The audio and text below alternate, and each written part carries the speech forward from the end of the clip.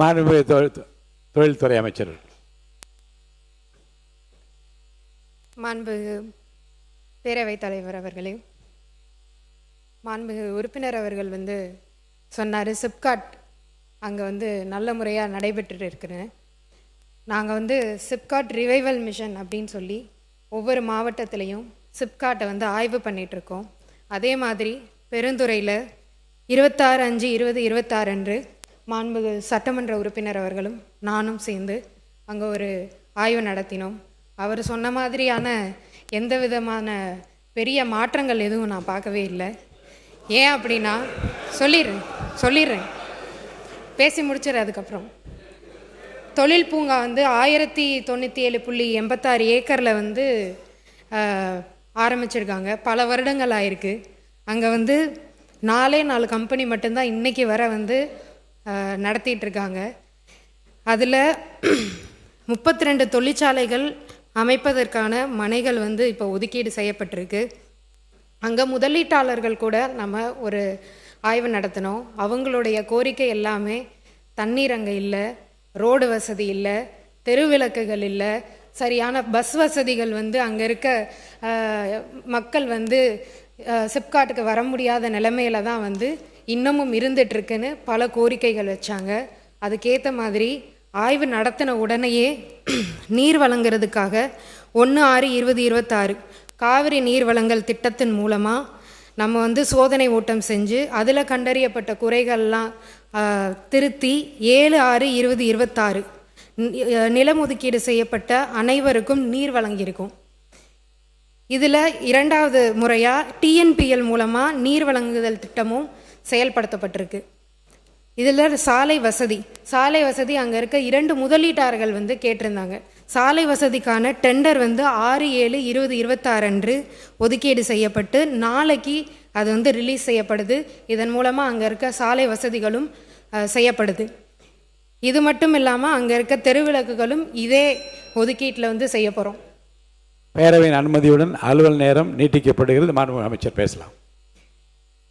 இதை தவிர அங்கே இருக்க ஒரு பெப்சிகோ நிறுவனம் பல ஆண்டுகளாக டிடிசிபி அனுமதி இல்லாமல் இருந்துட்டு இருந்துச்சு. அவங்களுக்கு உடனடியாக நம்ம இன்றைக்கி பண்ணி கொடுத்துருக்கோம். இதை தவிர பேருந்து வசதி இல்லை அப்படின்னு சொல்லி பொதுமக்களும் கேட்டிருந்தாங்க. சிப்காட்டுக்கு வரவே முடியலை அப்படின்னு சொல்லி. அப்போ தான் லோக்கலில் இருக்க ஜாப் ஆப்பர்ச்சுனிட்டி அதிகமாகும். அதுக்கான வசதிகளும் ஏற்படுத்தி தருவதற்காக டிஎன்எஸ்டிசிக்கு கடிதம் எழுதி அதுக்கான சேவைகளும் நம்ம இப்போ தொடங்கியிருக்கோம்.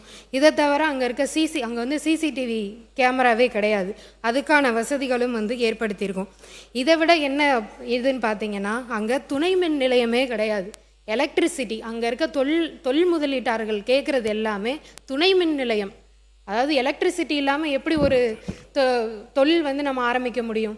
அதுக்காக தொழிற்சாலைகள் எதிர்கால மின் தேவையை கருதி 110 கிலோவாட் துணை மின் நிலையம் அமைப்பதற்கு தேவையான நிலம் அடையாளம் கணக்கெடுக்கப்பட்டு இப்போது அதுக்கான தானப்பத்திரமும் நம்ம பதிவு செய்யப்பட்டிருக்கு. இத்தனை குறைகளும் இருக்கிற ஒரு சிப்காட் அது. மணப்பாறை இது இங்கே மட்டும் கிடையாது, பல இடத்துல சிப்காட் இதே நிலைமையில தான் இருக்குது. போய் பார்த்தீங்கன்னா பொட்டல் காடாக தான் இருக்குது. நிலம் மட்டும் வாங்கி ஒதுக்கீடு வச்சுருக்காங்க. ஆனால் இங்கே தொழில்கள் எதுவுமே இன்னும் வரவே இல்லை. இங்கே இருக்க சட்டமன்ற உறுப்பினர், நம்ம தருமபுரியில் இருக்கிற சட்டமன்ற உறுப்பினர் அவர்களே அதை ஏற்றுப்பாங்க. அப்படிப்பட்ட நிலைமை இருக்குது. அதையெல்லாம் மாற்றி முதல் ஆய்வு பண்ணோம். அதுக்கான டெண்டர்களையும் விட்டு அதுக்கான வசதிகளையும் இப்போ நம்ம மாண்புமிகு முதலமைச்சர் அவர்கள் மூலமாக பண்ணிகிட்ருக்கோம். மாண்புமிகு உறுப்பினர் தமீமின் அன்சாரி அவர்கள். ஆனால் இது போதும். இப்போ இதுவே இந்த விளக்கமே இல்லை. நீங்கள் இல்லைங்க, என்ன செய்திகள் என்று நீங்கள் சொன்னீர்கள், என்ன நடக்கவில்லை என்று அவர் சொல்லிவிட்டது போதும். அடுத்து மாண்பு உறுப்பினர் தமீமின் அன்சாரி உட்காருங்க. மாண்பு உறுப்பினர் உட்காருங்க. மாண்பு உறுப்பினர் தமீமின் அன்சாரி பேசுங்க. போதும் பேசுங்க. குடிதண்ணீர் நம்முடைய இண்டஸ்ட்ரீஸ் மினிஸ்டர் சொன்னாங்க, குடிதண்ணீர் நாங்கள் கொண்டு கொடுத்துட்டோன்னு சொன்னாங்க. கிட்டத்தட்ட ஒரு 90 நாளையில் அவ்வளோ பெரிய திட்டத்தை நிறைவேற்றக்கூடிய நல்ல அமைச்சர் தான். ஏன்னா நாங்கள் ஏற்பாடு செய்யாமல் அந்த குடிதண்ணீர் நீங்கள் 90 நாள் அங்கே கொண்டு வந்திருக்க முடியாது. இன்னும் பொன்னண்ணையாரை பற்றி நம்முடைய அமைச்சர் சட்டமன்ற உறுப்பினர் சொன்னார். பொன்னண்ணையார் டேமை உருவாக்குனதே கலைஞர். அதுவும் காவிரியிலேருந்து கொண்டு வந்து தண்ணி கொடுக்கணும்னு சொல்கிறீங்க. காவிரியிலேருந்து கொடுத்து வந்து தண்ணீர் கொடுத்தோம்னா அதனுடைய வரைபடம் பூலோக வரைபடம் பார்த்தீங்கன்னா அந்த மணப்பாறை பகுதியில் ஒரு பகுதி மட்டும் தான் தண்ணி பாய், எல்லா இடத்துக்கும் தண்ணி போகிறதுக்கு வழி இல்லை. இதெல்லாம் கடந்த கால உண்மை. நீங்கள் வந்து 90 நாளைக்குள்ளே எல்லா வசதியும் செஞ்சு கொடுத்தா ரொம்ப சந்தோஷம் தான், மகிழ்ச்சி. மாண்பு உறுப்பினர், மாண்பு அமைச்சர் பேசுகிறீங்களா? மாண்பு அமைச்சர். மாண்பு பேரவைத் தலைவர் அவர்களே, இதற்காக தான் நான் மறுபடியும் சொன்னேன், டிஎன்பிஎல்ல இருந்து 2வது முறையாக அந்த 2வது கட்ட நிலையாக நீர்நிலை அது மூலயமாவும் தரப்போகிறோம் அப்படின்னு நான் சொல்லியிருந்தேன்.